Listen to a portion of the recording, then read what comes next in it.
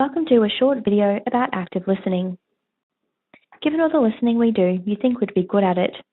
The fact is, most of us are not, and research suggests that we only remember about 25 to 50% of what we hear. We are going to take a look at 5 key ways to ensure that you are actively listening in order to communicate more effectively. Firstly, let's take a look at why it's important.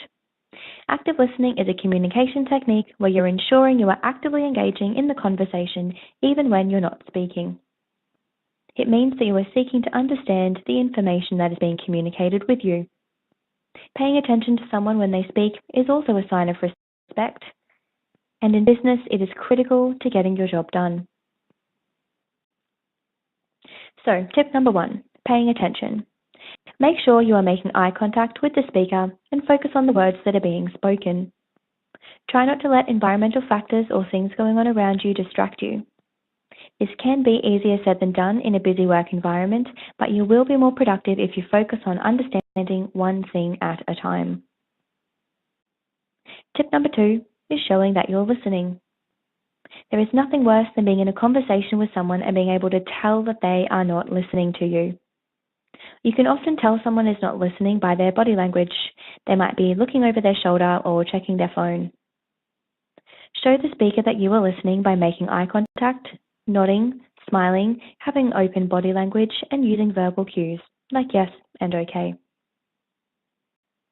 The third tip is about providing feedback. Our personal filters, assumptions, judgments, and beliefs can sometimes distort what we hear.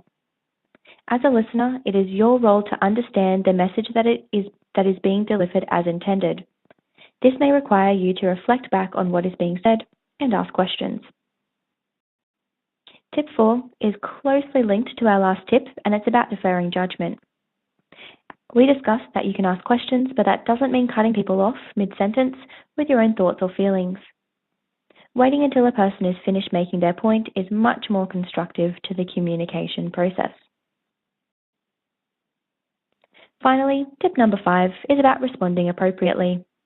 Active listening is a model for respect and understanding. You are getting information and perspective.